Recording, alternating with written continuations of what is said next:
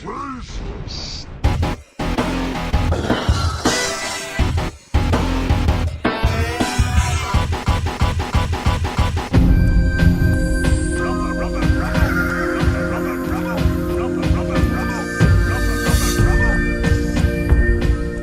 for signing up to the Public Beta Podcast. It is November 9th, 2023, and I believe it's episode 120. I think. Your hosts this week, myself, Lee, and Reed. Hi. It's been a minute. By a minute, we mean like over a year. Yeah, a podcast minute, which is 11 months. 13 months now, right? Yeah, so our last episode was October 1st. Woke up bright and early, 7 a.m., talked about video games, and little did I know I would be awake 24 hours as my baby was born at 7 a.m. the following morning. You go back and listen to that pod and just know that Lee did not go to sleep that night at around midnight.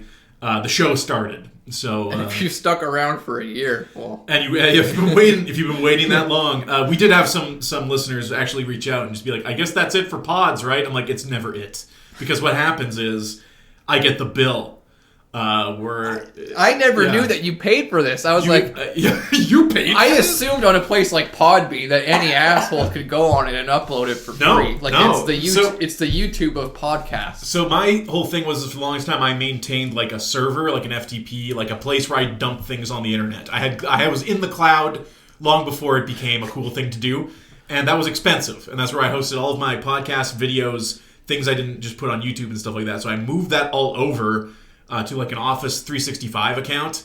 That includes all hosting for Tootsie Iceberg and all those websites. This is inside baseball here. And then I moved all the podcasts to that service as well. So they have gigabytes of podcasts that aren't even posted. They're just saved as drafts. They're just stored there so that I could back them up somewhere on the internet and not have to worry about my hard drives dying or losing something. That's what it really, really was. Like, I've been podcasting since like 2009. Jesus Christ. So you can go back and have some real hot takes from that era. And speaking of hot takes, we've missed a whole year of not just video game releases, but memes. And I think that's actually really the sad part, is that this podcast always likes the spiciest memes. And whether we like it or not, we incorporate them into our show. Right now, we're enjoying Vince McMahon tearing up. That's the latest soup du jour for the meme. Very exploitable. But what do we do? What do we do after missing 13 months of podcasting other than, I think, catching up on all the video games that have released and giving our quick, but I'm not going to hold us to a quick review of everything we've basically played.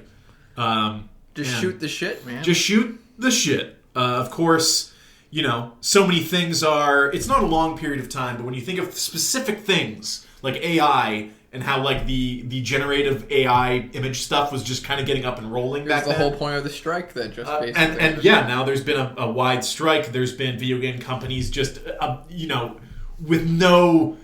what's the word I'm looking for? No self... Awareness? Awareness is the word I was looking for. See, that's why you need two people on a podcast. No self-awareness of being like, we're signing all these deals with AI companies, or we're going to start using AI to write NPC dialogue and not reading the room and being like... You're also laying off hundreds of thousands of people, and that the bottom line is, even if this is one of the best years for video game releases, when you lay off 6,000 plus people in that industry who are making those games, you cannot look back on it in hindsight and be like, it was the best because of X, Y, and Z, all these other reasons that this industry is fucked, and tech in general is fucked with how many people they hire, trying to find those good core people.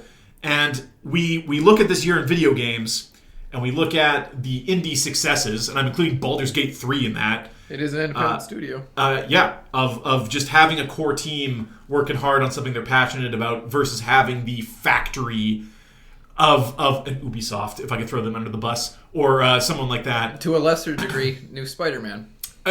Sure, yeah. At a certain point, it's a product, and it's great. Like, to sit there and say Spider-Man 2 is anything other than a great video game, not having played it myself, just watching someone else play it and hearing other people's impressions. It's very finished it. Yeah. If you like the first Spider-Man game, to say that you'll have no problems liking this second Spider-Man game is good. That's all anybody could hope. The MCU is built on that. You liked Iron Man? We're going to make Iron Man 26 more times. we should preface this by saying we decided to record a podcast after 13 months and both eat the biggest burger on the planet. So we got the burger flems. And if you've never had the burger flems, you've never eaten a big enough burger. I've been keeping calm this entire podcast so far. You're the one that's hacking and coughing over. I'm getting like the symbiote in my throat here. So without further ado, we're gonna bring the pod back. I got the good internet at home. I'm gonna do some more streaming of retro stuff specifically because that was fun. And then I kind of stopped doing it because like my setup was just not. It was just not. Man, the good internet though. Do you have the good internet? I think I have the good internet. You got like a gigabit down? Yeah, like I can download like 50 gigs in like it's 10 minutes. It's fucking sick. Yeah. Like it's really actually kind of gross. The leap of internet, and then the fact that depending on where you live, it just might not be available to you, and that's some bullshit. But I digress. Let's talk about 2013 in video games. 2013. 2013. Yeah. Let's talk about 2013. GTA 5. Yeah. GTA 5. There's that new Dead Space. What came out at the end of 2022? End of 2022. Yeah. We're just jumping on Wikipedia here for their always accurate. Let's see. Let's just look it up. Nothing immediately comes to mind. I remember the beginning of the year was more. Elden Ring was 2022, right? It definitely was. Yeah. Yeah. I'm thinking more of the lines of like Resident Evil 4 was towards the beginning of the year. Stuff of this like year. Yeah, of this year. But 2022, no. I'm not seeing... Oh, sorry. Callisto Protocol. Oh, yeah. How could we forget? Oh, Marvel's Midnight Suns. Oh, okay. It was the same day as Callisto Protocol. Yeah, Midnight Suns. That was December 2nd of last year. Yeah, it's a damn shame for anybody who doesn't know. They're made by the Firaxis guys, a.k.a. the XCOM guys. The XCOM guys. Yeah. Unbelievable video game. It's... sold like dog shit, so they're not going to make a sequel probably, which is a damn shame. But it is a very good tactical, card-based, character-driven game, which sounds super weird. I think it was the card-based stuff that turned people off from it. Yes, because they think it's a cheap phone gimmick, you know what I'm saying? Yeah. But once you actually get into the game, you realize that the cards are an intrinsic part of the very deep customization of each individual character and how they interact with all the other characters. Yes. So if you like cape shit, you know, and it's not grid based, we should say. It's more free flowing and really new. It feels like something new. Yes, and it requires a lot of thought behind it. It's very strategic. Sure. But if you like cape shit, if you like tactical games like XCOM, if you want something a little bit different, a little bit lighthearted, absolutely go for this game. The story's not going to knock your socks off or anything. It's more like you want something independent with these characters you already like. Yeah, exactly. They're not, and the best part is they're not just MCU light like the Avengers game was. Right. These are just the comic characters, so it's unashamedly from the comics. They don't explain half the shit. No. Only complaint would be Tony Stark because, of course, ever since... It's a weird take on Tony Stark. Ever since Robert Downey Jr. was Iron Man, in every piece of media now, Tony Stark is just Robert Downey Jr. Yeah. Well, it's like the sarcasm's turned up to 11, only it's not being delivered by Robert Downey Jr. Yeah, so it's almost unbearable in Midnight Suns, but everybody else is great. Like it's super weird because Doctor Strange is right there, but he's not just doing Benedict Cumberbatch. He's very much doing like a whimsical comic version of the character. So do you feel that we're not going to get? No, I'm not going to start talking about the MCU. So the other thing we didn't talk about, believe it or not, was Pokemon Scarlet and Violet. Right. Well, which released just a few weeks after we last recorded.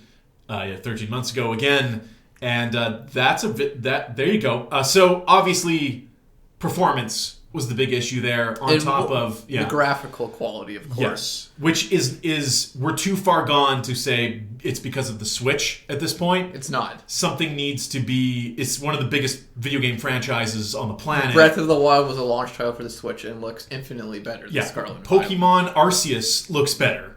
Final Fantasy 12 on the PS2 looks better. I'm just being mean. Now, as a game, as an open world Pokemon game, I feel it was weirdly a step back from Arceus in some regards. Just the flow of the combat in the open world, being able to catch Pokemon without engaging them in battle. Yes. If it's a weak ass Pokemon and I'm catching a bunch of them, I guess they didn't want you to do that because it would affect your EV stuff, right? If you catch something in the overworld... But you could easily just say, if you catch a Pokemon from the overworld, you don't get any EVs. But on top of that, doing training doing that level of training in Pokemon, which I think most people who are still playing it seriously now at least dabble in it, it's never been easier in a game. No, I completely disagree, because in the previous game, Sword and Shield, there was a PC function to do EV training. You left them there in the box 24 hours later. Well, it was like a Pokejobs, right? Yeah, exactly. And there is nothing like that in Scarlet and Violet. So what's really gross is after beating the shit out of Pokemon Violet, I haven't played the DLC yet, but I caught all the Pokemon in that Pokedex, which I think is 400. So I did everything you can possibly do in Violet. I went and collected all the swords, which is bad gameplay, by the way.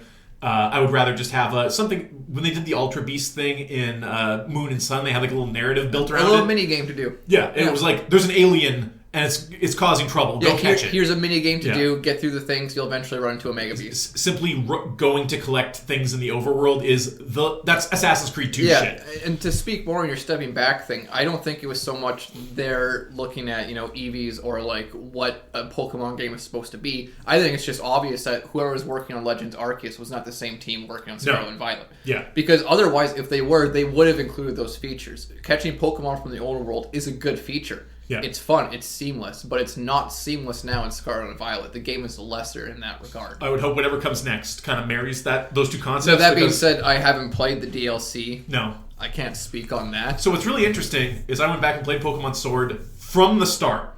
That's fucked up. It's a fucked up thing I did. Yeah. With all these other games to play, I went and played Sword. And it's a much better game than I ever gave it credit for. And the DLCs in those games are like a prototype of Pokemon Violet and Scarlet. The areas are completely open, including the towns aren't something you like zone into. It's just all there all the time. Your Pokemon follows you around. You're really dependent on the bike and traversing the landscape. But in Pokemon Sword and Shield, it's just the games are of a better quality, I think. They tried a little harder. It's so hard. I think they're both still subpar, in my opinion. Yeah. It's not acceptable at this point.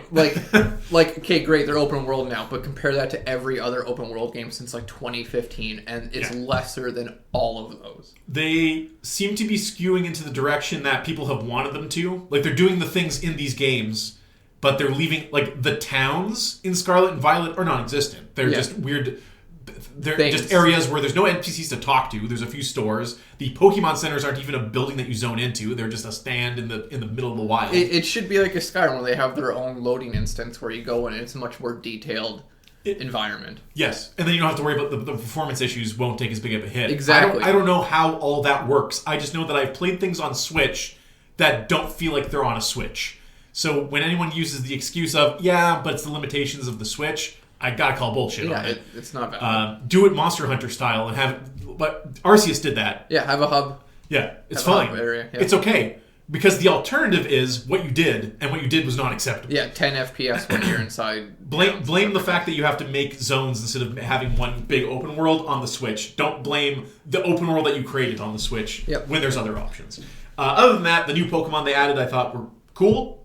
In terms of the battle meta and the competitive meta, I don't know that it's any better. The Gigantamaxing, of course, was garbage. Yeah, I was a fairly big competitive player. I haven't really played a lot since I actually got into good hobbies, ones that are actually good.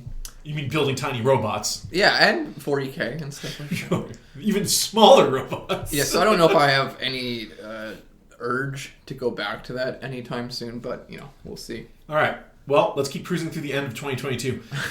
Dark Tide did drop at the end of 2022, which has now been launched on the Xbox. We played a little crossplay of that. Yes. Fine game. If you like your Vermintide, you like your Left 4 Dead, I would say try it out. I really like the aesthetic of the Warhammer video games. Yeah. Especially because I was playing that Dark Tide while I was pumping hours into Starfield, which is like an anti-aesthetic. Yeah, exactly. And I would say out of all of the 40K video games, Dark Tide nails the aesthetic more than any other game before. Starfield feels like you went to a dentist office that just opened and they haven't put anything up on the walls yet. That's what it feels like. People calling like NASA punk, it's fuck off, you fucking loser. Maybe we'll get to Starfield today. That's pretty deep in the next year. So Midnight Suns, it's a thumbs up from both of us. I've just dabbled in a little bit of it. Reed is now playing a second full playthrough of it. Other than that, you got games like Neon White were released near the end. A really cool run-based game. Looking through it, I think that's where we're going to kind of call it for 2022. But now this year, been a big year for video games. It has. Started a little slow. We got a new Fire Emblem game, which I have not played. I've played most Fire Emblem games. I didn't know anybody who played it after Engage. after Three Houses. It seemed like most people were like, no, I'm good. Three Houses was, in my opinion, is trying to go for something that game isn't. Like, there's so much downtime in it. Fire Emblem's downtime or repetitive part should be you're just grinding missions to level up. Yeah. But this game is like, no, you need to walk around and talk to everybody. Yeah, between like Engage, Three Houses, and even Midnight Suns, it seems like ever since Persona 5 came out, like a lot of these games are like, we gotta have social. They got a date in between the fighting. Yeah, it's like a guy with a cigar and the mean like, the kids, they love the social elements. They want to fuck everybody. Like dating teens. Forspoken. Remember that? Nope. Did I just do that? That was like the girl with powers made by Square Enix. I didn't play it, and it got pretty mixed. Forgettable. Yeah, it's forgotten. Yeah. Hi-Fi Rush was a cool game that shadow dropped during some kind of stream. I don't remember exactly what it was, but that's from Tango Gameworks, which was the Resident Evil producer guys' studio at Bethesda, who made Evil Within, and then they dropped Hi-Fi Rush, which was good. It's excellent. It's a rhythm-based kind of DMC. Go check it out. It's on Game Pass, so fucking for a cup of coffee right up. What else do we have here? You know, your usual story of seasons games. Dead Space Remake, which I don't think either of us played. No, but by all accounts, friends of the podcast are big fans of it. And they did a lot of new characterization in that, right? They made Isaac more personalized. He says stuff. Yeah. Whereas before he was that silent guy. And people seem to like it, so if I can go with God, that's what I say. There's so if I could just read these all out loud, these are games you'd never. Rhythm Sprout, Chef Life, Fashion Police Squad. No, let's go to the good ones. There's ones that are like above 90%, but you know, not all games are above 90%. Dragon Ball Z Kakarot. Metroid Prime Remastered got a shadow drop. People still starving for the Metroid Prime. Here we are a year later and still no confirmation of anything to do with Metroid. Mm-hmm. Hogwarts Legacy is a game I could talk about. The fucking discourse with that fucking game. Yeah, so the whole thing leading into it is, of course, that J.K. Rowling is like a mega and should we expect anything less from someone who wrote a series of novels about a superior race that lives amongst us?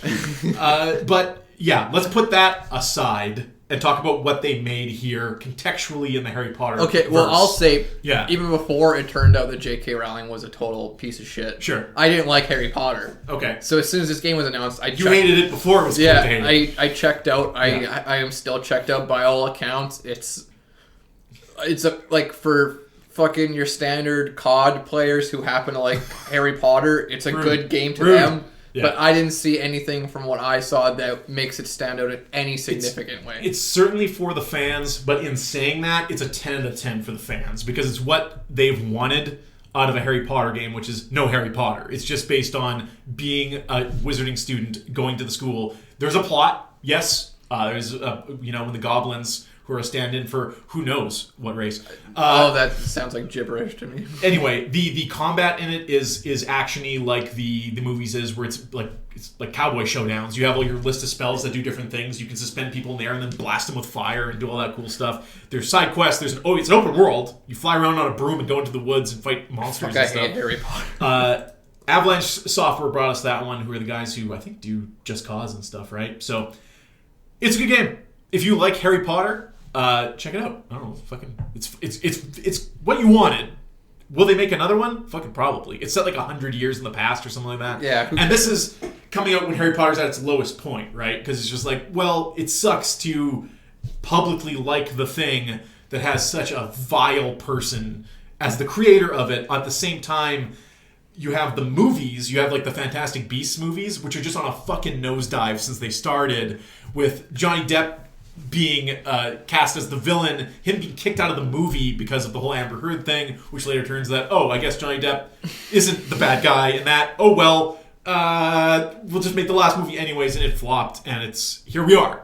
So what is Harry Potter now? It's kind of, they're going to make an HBO series, I guess. A miserable pile of secrets. Yeah. Which, to me, whenever you announce the HBO, like when you announce the streaming series of something, that's the lowest point. When every time they announce a new Star Wars series, I'm like, Star Wars has never been at a lower point. Andor is good, though. There's no movie announced. There's no Star Wars movie. announced. Well, it's because it's all dog shit, Lee. Holy fuck! People watched Ahsoka and they're like, "This is oh my god, it's the best Star Wars." I'm so emotional. It's fucking dog shit. I'm sorry if you like it. It's dog shit. You have no taste. Go get yourself tested for COVID.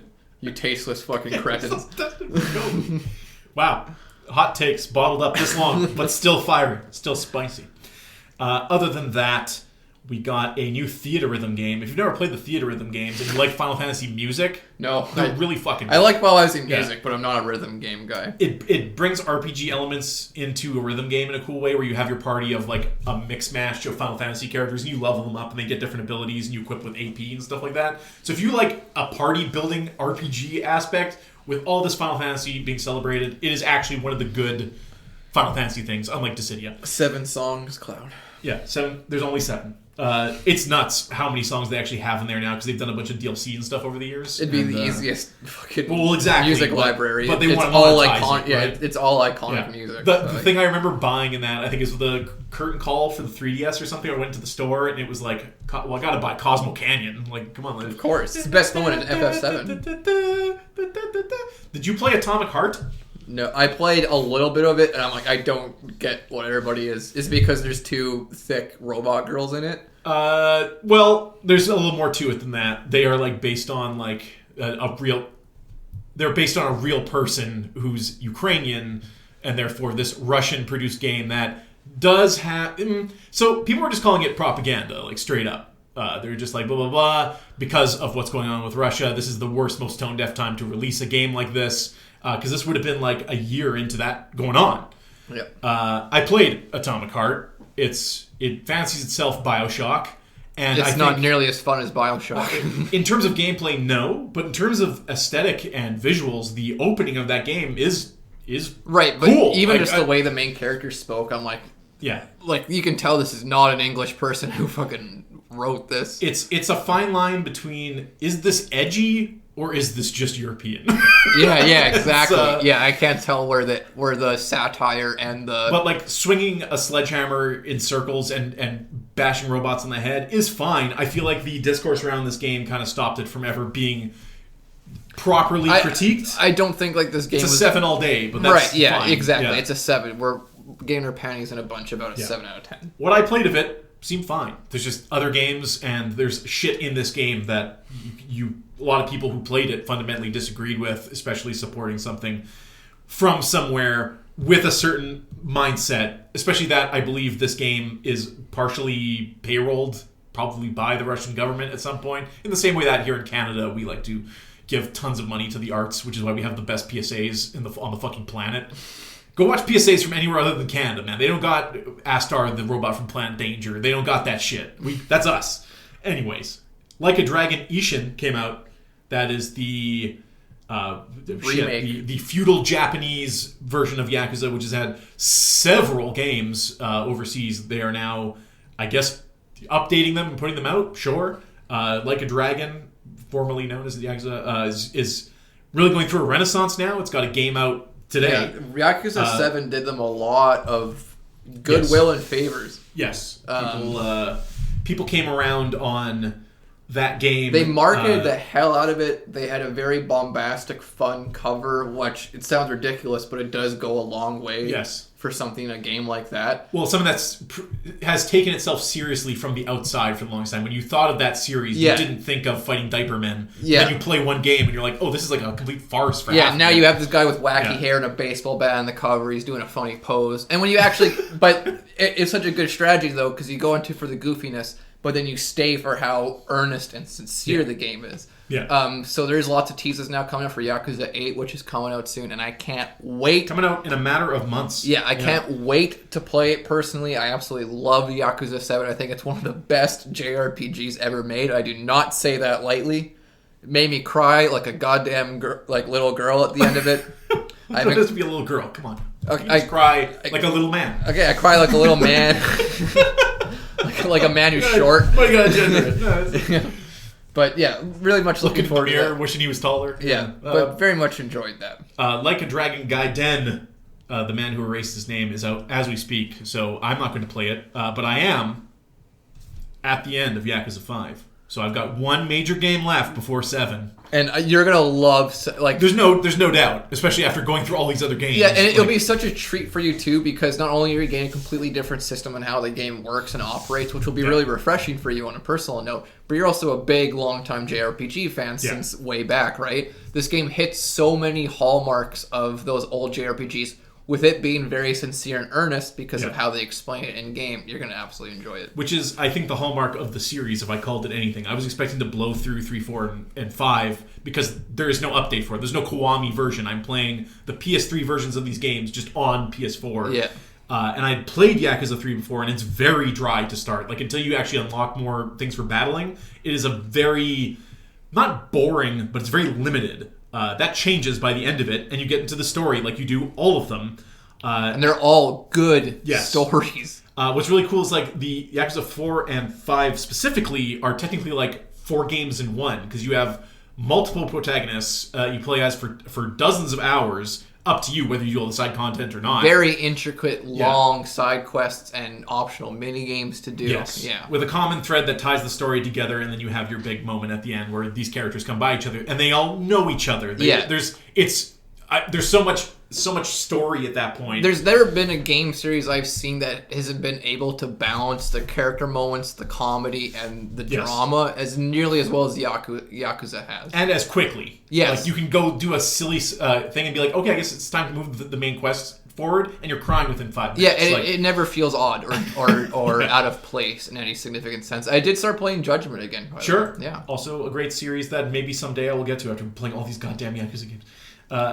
I'm curious how I'm going to like Yakuza 6, because I've heard different things. The most takes I've heard about that game are from people who maybe missed a bunch of stuff in between. There is some repetitiveness, like with the idea that there's a game out today where Kiryu is once again the man who has erased his name, but he's being drawn back in, baby. It's already happened. The Sopranos meme is already happened for every game in the series at this point, right? Kiryu's been trying to get out. He hasn't been in the Yakuza since Yakuza since the 1. PS2. Yeah. So it's interesting. He's a very stoic character, and it'll be cool to see him and old Ichiban acting off each other. See where those guys get to and what happens there. Anyway, other than that, what can we do? We are now in February, the end of February of this year, and that takes us to Resi. Resi's, wasn't it March? I'm not seeing Resi yet. I'm seeing Clive and Wrench. I'm seeing Kirby's Return to Dreamland Deluxe. No, let's talk about Octopath Traveler 2. Let's talk about good games, please. Okay, sorry. Octopath Traveler 2, I didn't even fucking touch. I put 90 hours in that first game. I don't know anybody who played Octopath Traveler 2. It has the same problem that Bravely Default had, where the game is just too long. And that's a weird thing to say about any JRPG, but at a certain point, you got to be like, okay, I get it. If you're intending to do more of these, you do need to wrap this one up at some point. Yeah. And that's maybe just a writing thing, that those games are cashing in on the everything about Final Fantasy except for a plot that has somewhere it's going. You are just running around doing the crystal thing. I mean, we can just jump to Wulong Fallen Dynasty, which was a Souls-like game. People kind of dug on. It was on Game Pass. It's okay. It's all right. It doesn't really bring anything. It's no Lies of P, if you know what I mean. We can talk about Resi. Yes. Resident Evil 4. Yes. The remake. So I can shame you for you deciding to play Starfield and finishing instead of finishing. Yeah, but now it's done, and I never have to go back. Resident Evil 4 remake is a fantastic game. It may very well be the game of the year. It might be. It's buttery smooth. It plays fantastic. The graphics are insane. That was the 24th of March. All of the characters, every single one of them has been improved from the original game. Except Ada Wong. Well, her voice act. We'll get to that in a sec. But I played the original Resident Evil 4 like once, like a year before the remake came out. So I kind of knew I was getting into it. But fantastic video game. I played it maybe 5 times in a row, and I never do that with video games. Once you get started, man. Yeah, there's not a lot you can say about, if you play the original, you know what you're mostly going to expect from this game, so there's not a lot to say in that regard. The one negative I would say is, again, the Ada voice actress. It has been said before. And it's not a personal attack on her or however she wants to take it. Yeah. It's just objectively, it was a very poor voice performance. It's cool because they did the DLC, which of course, And I played the DLC. It's very good except for the voice acting. It's distracting as hell in that game. But the DLC itself is very good. They cut out a lot of what I would say are the bad sections of Resident Evil 4, the original ones, such as the container maze, if you remember that. Where you have to hit the buttons to get the lights while the centaur thing is chasing after you. Sure. And is dropping sections of the crate and stuff. Oh, baby, it's been a while. Yeah, it was I did not like that in the original game. They got rid of that wholesale in the remake, which is a very welcome change. Do you think if they do a Resident Evil 5 remake, they'll get rid of luring that leech into the fire room? Or that later leech boss gave us a lot of trouble. Yeah, they'll do takes on that. Resident Evil 5 is interesting. At the end of the 4 DLC, they definitely tease that that's the direction they're going. Because Wesker says outright, like, I'll see you in Resident Evil 5. it's the funny. The end of the DLC is the funniest shit because Ada goes through this whole thing just to get the Ember, right? Sure. And she does like been to hell and back. She's like, "Okay, Wesker, I got your thing. Ramsey. By the way, Yeah. what are you using it for?" And Albert's like, "I can't tell you. But what I can tell you is that I'm gonna murder billions of people." Oh. And Ada's like, "Okay, I'm not going to bring it to you then." And then she turns the helicopter around. Like, what the fuck was the point of that? You shouldn't have said that. You should never say that to someone. Never reveal you're going to kill. Complete billions global saturation. What else came out, man? The Murder of Sonic the Hedgehog was an April Fool's game where you're trying to solve the murder of Sonic in like a visual novel sense. That sounds awful. I'm going to keep moving. Here. Curse of the Sea Rats, Dungeons of Aether. Paparazzi, that's a photography game, indie game. There's a lot of games this year. Ghostwire Tokyo I played a little bit of. It came out on Xbox. It was originally that's also a Tango Gameworks game. It was originally on PS5. That game's cool. Visually really neat. In terms of it, again, everything's got to be a goddamn open world game. And when you first get that map and you see how many things that they've littered it with, it's like, this game's been in production. Whenever I see that now, I'm just like, this game's been in production too long, because otherwise you would never do the Far Cry thing, even though Far Cry continues to do it. Yeah. That's all in there. I mean, we can talk about here. They made a Battle Network Legacy collection for Mega Man, and Capcom was like, holy shit, people like that game. They did a pixel remaster of Final Fantasy 1 through 6 and put it out. I don't know how you feel about those. I feel like they're not like the pixel remasters though. They look like the weird, like the mobile versions. Yeah, like they're kind of. I think they literally are. Yeah, right? like they're kind of like hand drawn. Yeah, I don't like that half stuff. No, I like the PS1 games. I think pixel art, especially in those older ones. Sorry, SNES and. If you're gonna play it, yeah, they age. I just want it to look like that. Yeah, they age very well. I would like if you're gonna do, for example, a remaster of Final Fantasy Tactics League. Sure. I think the most you do with that very well might be a reality. Yeah. I think the most you do with that is like the Octopath 2.5D. Yes. Style. You know what I'm saying? Well, that feels like you're going for something. The pixel remasters are just like, we cleaned it up. And it's like, yeah, but now it looks bad. Yeah, now it looks worse. Frankly, yeah. Dead Island 2 literally came out, and guess what? It was pretty good. People liked it. It was all right. The first Dead Island was fine too. Fuck, who cares? Zelda. Let's talk about it. Tears of the Kingdom. Tears. You can talk about it. I'm crying. Tears from my eyes. I didn't play it. I'm not a Zelda guy. Yeah. I played a little bit of Breath of the Wild, and I thought it was fine. I think I would have had a very different take on this game if you asked me about it a week after playing it. Now, in hindsight, it is very samey with Breath of the Wild. That's not necessarily a bad thing to be samey to one of the, will be heralded as one of the greatest games of all time. But it also kind of like exposed Breath of the Wild's like gimmicks in that really what Tears of the Kingdom is the same game again with a completely different tool set that makes you traverse and experience the world in a different way. I'm trying to think of like another comparison of a video game that maybe does this, but never on the scale of this. Arkham Knight with Arkham City. Yes, kind of. In City, it's all about gliding. In Night, you get a car. Maybe if you're talking about Arkham City where you play as Batman and Catwoman, and you're like, I'm experiencing the same area, but traversing it is like Spider-Man and MJ in the Spider-Man game. No. So, like, this building mechanic and the fusion mechanic is super cool, but when I think about Zelda in hindsight, I finished Breath of the Wild, I did not finish Tears of the Kingdom. There's so much to fucking do in Tears of the Kingdom. That it is just that more. It is just that if you liked Breath of the Wild, guess fucking There's what? more of it. They've made the Hyrule map is there again. They've updated it. There's a Sky World to explore. There is an Underground to explore. Each of them have their own reasons for exploring them that will help you in your journey, and they are all completely optional. Which is always the cool thing about these games is that you can technically fire the game up and just go beat it, and that's your prerogative. But if you do X, Y, and Z, it's going to help you through the game. If you like the building and making vehicles, then you want to hang out in the underworld because you level up your battery, which allows you to drive things further. I've made ridiculous shit in that game. I've laughed my ass off. And I'm like, oh, if I take this spinning barrel and put lasers on it and just like Kobe it into this pirate ship where there's a bunch of enemies, will it do what I think it will do? And it's one of those games. You are expecting the game to react a certain way. Sometimes it reacts exactly the way you want, which is brilliant. And other times, something completely... You didn't think of it, but the game is just doing what the game has been told to do. And that leads to hilarious situations. Or things like where I have a Beyblade where I can just throw it in and lasers shoot everywhere and kill everybody, including myself if I'm not hiding behind something. I've made plenty of cars, ships, flying stuff, and really that's when I think of that game, what I've done for the majority of it. They bring back traditional dungeons, sort of. It's not quite at the level of other Zelda games, but it feels more like it, which was a big complaint of Breath of the Wild. What can I say about that game? It's more of the same. It's good. Is it the best game of all time? I'm telling you here 7 months later that no, it is not. It is not even my favorite Zelda game, but by God, is it a fucking crazy good game.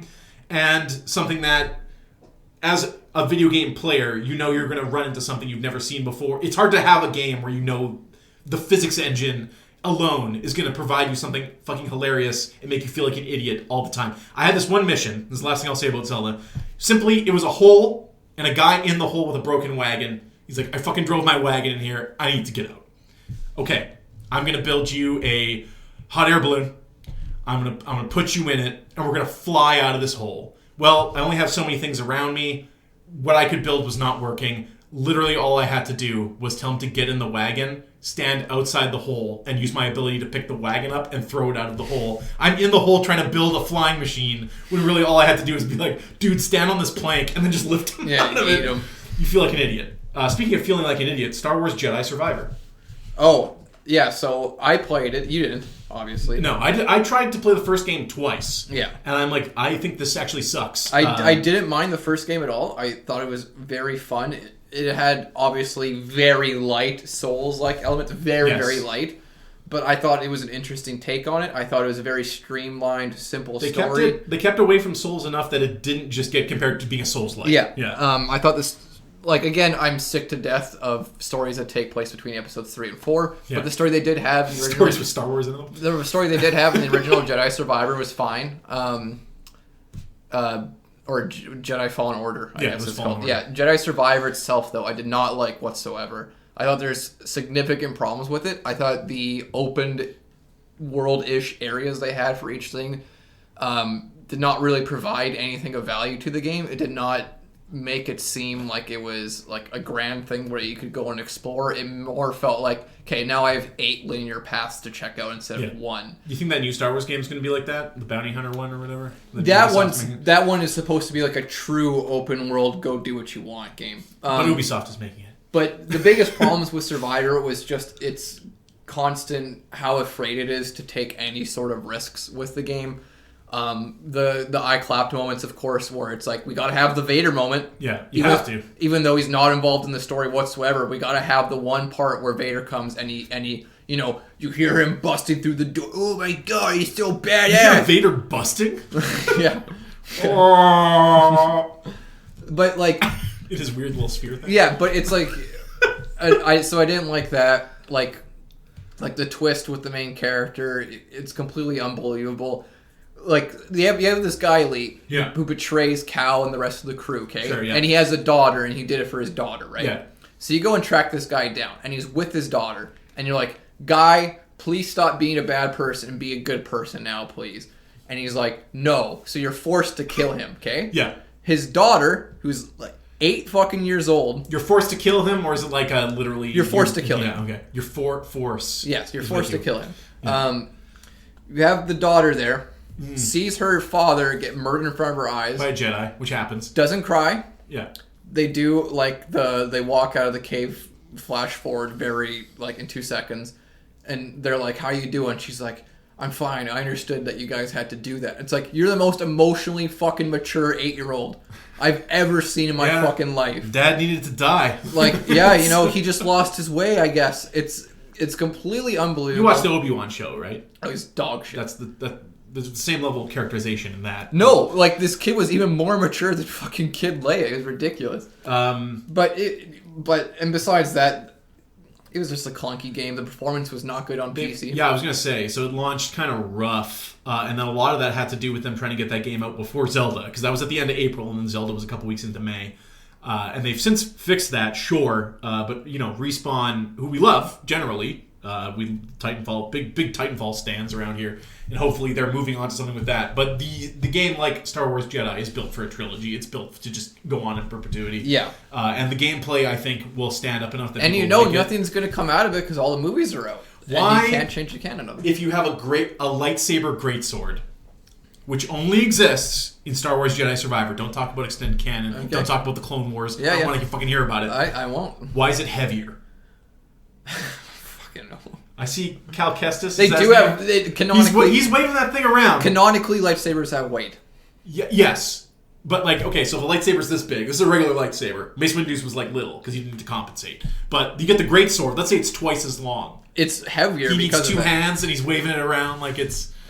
That's fucking. What do you want me to say? That's dumb. But the light doesn't have weight. Before we end the day, there's a couple other games still that we should talk about. Baldur's Gate 3. Yeah, Redfall. Well, I don't. We're only in May, so I don't feel like we're going to get to everything. But I can't even talk about Armored Core. Exactly. And shame you. We got to keep the people coming back. Give the people what they want. Let's talk about Redfall. Why? What's there to talk about? It's a dog shit live service. What's there to talk about? I think that pretty much sums it up. Well, they just had their big update, so maybe it's worth playing now. Arcane Studios completely miscast in making this type of game. It releases with the push of Game Pass and Microsoft because they have no other exclusives, and it's pushed as a AAA. Well, guess what? It's rough. It's not only from a literally if it was working perfectly, would we be having fun point of view? From a no, what they're asking you to do is the gunplay is subpar. There's no maneuverability. Why you wouldn't play Destiny? Yeah. Why you wouldn't? The gunplay is subpar. The maneuverability is shitty. The characterization is bad. There's no story. The environments are bland. And when we did get into dungeons, they didn't work half the fucking time. Yeah, and me and you like bad games. Yeah, let's say. So we jumped in co-op because we got it. And I played like twice, and I was like, I'm not playing this game again. I'm sorry. Yeah, it wasn't even fun to play as a joke. Really rough game, and sorry it had to be like that. Legend of Zelda Tears of the Kingdom we've already talked about. I mean, we're not even halfway through the year here, Reed. Did you want to just gush about Baldur's Gate for the last few minutes here as a tease for next time? Yeah. Lord of the Rings Gollum, though. We gotta touch on it. Sorry. What did they do with the Lord of the Rings IP, dude? There's another game coming out. There's a Mines of Moria game coming out. Yeah, but that... And Rice, what's his name? Gimli's voice actor is literally... He's in the game. Well, it's not like John Rhys Davies is fucking doing anything else. But come on. But he's a respectable actor. The Mines of Moria game could be good because if you sell it on the fact that it's a tactical RPG where you're going through different levels of the mine, that's what you would see in other video games. That's fine. The Gollum game is perplexing as fuck because if I go up to you, Lee, and be like, hey, I want you to make me a Lord of the Rings video game about a Lord of the Rings character, you'd be like, okay, Legolas, Aragorn, Gandalf. Aragorn has a game and it's not very good. Who gives a shit? No one remembers it. You can make it in 20. That's not my fucking Absolutely point. You can. But exciting characters who have deep emotional drama moments and also lots of exciting action. And they're like, no, give us a Gollum game. The character where it's like, well, how did he get to Frodo and Sam? Who gives a fuck? It's like the least interesting part about Gollum is how he got to Frodo and Sam. Because he's not going to develop as a character at any point. By the time he gets captured by Sauron, he's fully corrupted and fucked in the head. to the point where he gets to Sam and Frodo, where he's still fully corrupted and fucked in the head. So you have the Shadow of War and Shadow of Mordor games, which are good, which are basically Batman Arkham Asylum. Yeah, but they're with an awesome nemesis system that has never been seen in any other video game. Yeah, but you have stealth in those games. You do. It's seamless. It's not like I'm sure there is 4 stealth segments. But we already have a game, Lord of the Rings, that's stealth, where the stealth is the last thing you want to do. But at least you're a cool character that can fucking bust out and start cutting off heads at any point. We've taken Gollum. He cannot fight. There's no combat in the game. He can only sneak. And there is no, if you're caught, you're caught. That's a fail state in this game. I've watched someone play through this whole game, and it wasn't because it was good. It was because it was broken. And several times in the game, they actually got to game-breaking stuff where they had to stop playing and wait for them to update it. The company that made it shut down. They were like, we're going to patch this game and then go off into the night. We'll never see you again. That's pretty fucking bad. And unfortunately, the Lord of the Rings license is tied up in like the Embracer thing. So like anyone can pitch a game and with a small budget make something of Lord of the Rings, which should be a pillar franchise. Yeah, it's a damn shame because, again, Shadow of Mordor and War, good video games. Right. You could do another RTS series like Battle for Middle-earth, which were very critically lauded games. People love them. I love them. I played the shit out of them. You could do open world... City Builder. Yeah, you could do City Builder. You could do an open world, create your own character thing where you're just going through the paces, you know what I mean? It's a damn shame that they went with a fucking Gollum video game. Because he's an interesting character, but he's not a character you want to play in a video game. And arguably the worst part of the movies. But that's just me. Oh, no, I disagree. You're not the only person that's done that. We got to wrap it up here, but I've been basically just like, Gollum serves a purpose in the movies, but I'll be honest with you, like I'm not having a good time when he's there. His performance by Andy Serkis. Sure, way. Yeah. But what is being performed? I'm just like, man, this guy. Because on the flip side of that, when we're not watching Gollum, we're watching Aragorn fall off a cliff and then push 2 doors open with both of his arms, looking like a badass. I want more of that. I don't want the guy stealing bread and blaming it on the fat hobbitses. That's not why I'm watching Lord of the Rings. The best meme I've seen for that is when Sam's going down the stairs and he finds like the crumbs. He's like, I was right. I didn't eat that bread. It's like, no shit. He wasn't sure until that point. So we got to June, which I think is good. That's halfway through the year and halfway to where we are now. So please join us again on the Public Beta Podcast. Hey, listen. Reed, plug your whatever you got. Oh yeah, I don't do the video game thing anymore. But if you're interested in Gundam plastic kits. Sure, yeah. I do a lot of meme build kit bash project videos. You can check me out at Bonestorm Gunpla. I rebranded myself. Wow. Yeah, like a business or some shit. It's taken off a little bit for me lately. It's doing way better than my video game shit. Gotta keep at it. You know what you gotta do though? You know what the meta is you gotta live stream on YouTube. You building Gunpla. But why? Listen. Don't do it all the time. Don't make it your primary thing. But the impressions back to your page, YouTube is really pushing live now. If you go live, you'll be pushed to the top of anyone who's subscribed to you over everybody else, whether they're following Internet Historian, whoever. I need 2 cams now. One for the hands, and one for the face. That's right. Yeah. One for the ass. Yeah. So we'll talk about Street Fighter 6 and Diablo 4.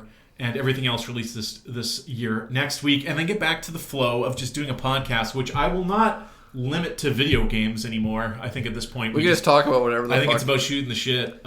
Next week, we'll talk about the Null storyline for Spider-Man. Yeah, fucking Spider-Man. Yeah, man. So that's where we're all at. Everybody's good, I will say. If anyone was worried about what happened to their favorite podcasters, we're all doing great, and we hope you are too. And let's all have a great rest of our year and celebrate games. But remember the people who bring them to us, and that's this bit of them being expendable and people just being kind of thrown out with the trash needs to fucking stop. Because, man, let's be honest here. If we start talking about Starfield, that will be an entire episode. Yeah, fuck Starfield. Yeah, as a teaser, I've put 100 hours into Starfield and done everything in that game. I put 8 hours into Starfield, and I dropped that shit like 5th period French. Did I like it? No. I didn't either, for what it's worth. At Tits Iceberg is us on the social media. Otherwise, check out our YouTube, which is where I'll be kind of directing everything to from now on, which is also at Tits the Iceberg. Check us out there. I'm going to be doing some streaming sometime soon. Lots of interesting things in the works. Maybe we'll do some co-op game streaming on there. Oh shit, Lee, yeah. let's stream Resident Evil 6 to your YouTube. Oh boy. Yeah. Live to stream or just streamed it. We could do it like couch. Can you do couch co-op on that? No. Resident Evil 6? Yeah. Yeah. You can? I don't see what does it do? Does it do the Resident Evil 5 like half a screen? I don't fucking know. Oh, okay. But you could also just play that online co-op as well. I guess. On the internet? On the interweb? We're going to wrap it up. Thank you for myself, Lee, and for Reed. This has been the Public Beta Podcast. We'll talk to you again next week.